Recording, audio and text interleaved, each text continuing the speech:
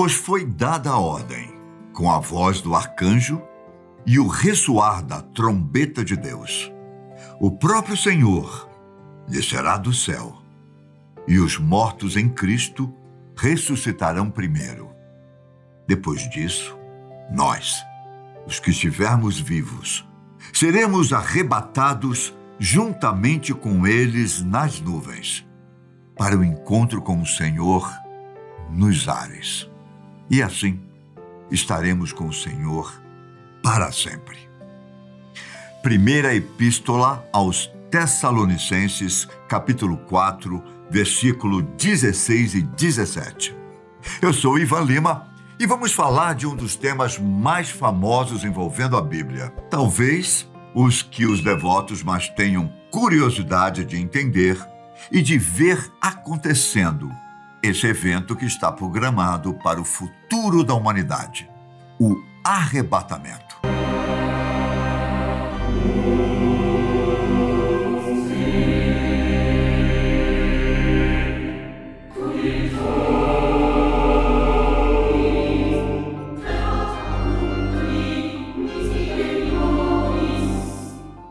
Esse episódio tão aguardado pelos fiéis representará um marco para toda a história, quando Jesus finalmente retornará para buscar as pessoas que estão salvas.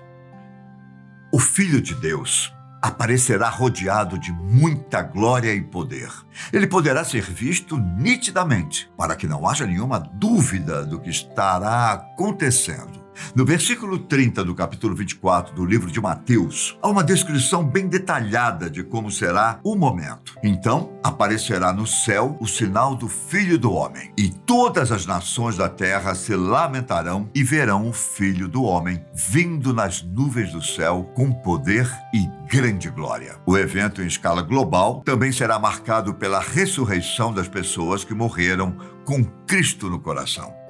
Em um momento que chega a ser difícil de visualizar. Se tirarmos como base alguns arrebatamentos que ocorreram nas histórias bíblicas, podemos ter uma noção da ideia da qual o tema fala. Ainda um levante para o céu em todo o mundo seja algo nunca visto anteriormente. Entre os personagens já arrebatados, podemos citar Enoque, Elias e, claro, o próprio Jesus Cristo, depois de ter ressuscitado. No capítulo 5 do livro de Gênesis, o versículo 24 é bem explícito sobre um deles. Enoque andou com Deus e já não foi encontrado, pois Deus o havia arrebatado. Já no capítulo 2 do livro 2 Reis, é o versículo 11, que dá detalhes de outro arrebatamento, dessa vez um pouco mais épico que o anterior. De repente, enquanto caminhavam e conversavam, apareceu um carro de fogo, puxado por cavalos de fogo, que os separou. E Elias foi levado aos céus num redemoinho. Seria essa apenas uma alegoria ou uma descrição fiel do que aconteceu com Elias?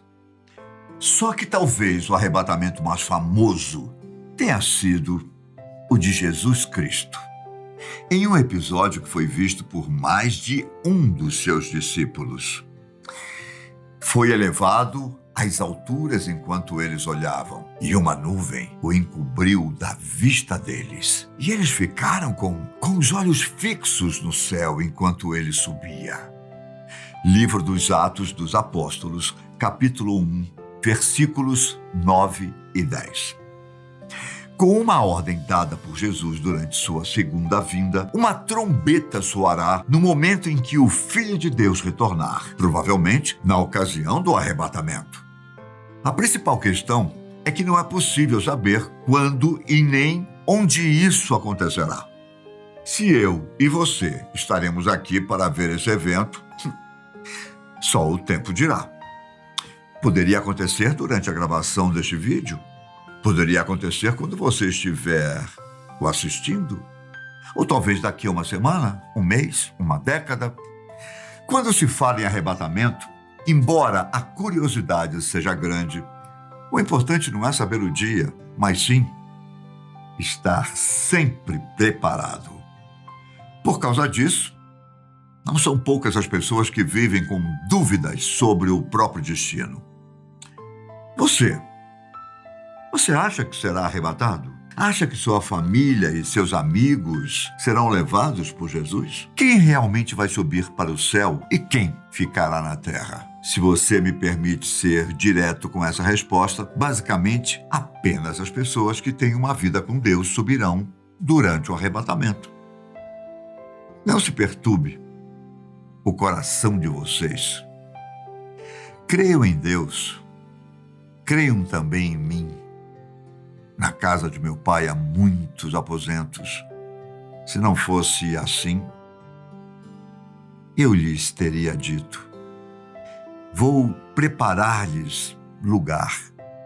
E se eu for e lhes preparar lugar, voltarei e os levarei para mim, para que vocês estejam onde eu estiver.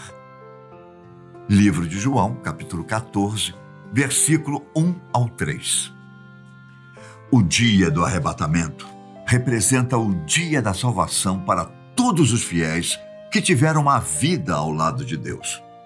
Não é exagero dizer que será o momento mais alegre de suas vidas, um momento de transformação que ocorrerá em um piscar de olhos.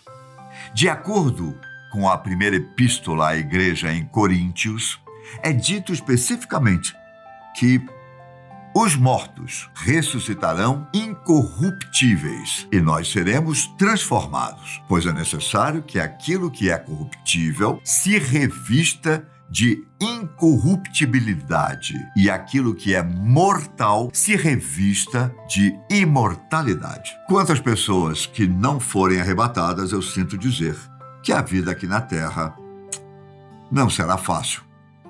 Existe um debate entre os estudiosos bíblicos a respeito de quando ocorrerá o arrebatamento exatamente. Sabe-se que haverá uma grande tribulação no mundo durante o fim dos tempos. No entanto, é complicado dizer se o arrebatamento ocorrerá antes, durante ou depois da época do sofrimento. Anticristo, perseguições, principalmente a quem acredita em Jesus, fome, guerras, pragas, falsos profetas. No capítulo 6 do livro de Apocalipse, os versículos 15, 16 e 17 exemplificam bem o desespero daqueles que continuarem por aqui. Então os reis da terra, os príncipes, os generais, os ricos, os poderosos, todos os homens, quer escravos, quer livres, esconderam-se em cavernas e entre as rochas das montanhas. Eles gritavam às montanhas e às rochas: caiam sobre nós e escondam-nos da face daquele que está assentado no trono e da ira do Cordeiro. Pois chegou o grande dia da ira deles. E quem poderá suportar? Existem passagens no livro de Daniel que indicam o tempo de 7 anos para a grande tribulação. Contudo, eu imagino que você já tenha percebido que a percepção humana de tempo não é a mesma da noção divina. Afinal, Deus criou tudo em 6 dias e descansou no 7º, ou a criação aconteceu durante bilhões de anos, hein? Não se esqueçam disto, amados. Para o Senhor, um dia é como 1000 anos, e 1000 anos como um dia. Na hipótese de que o arrebatamento aconteça antes da grande tribulação, então o retorno de Jesus Cristo provavelmente ocorrerá muitos anos depois dos fiéis subirem aos céus.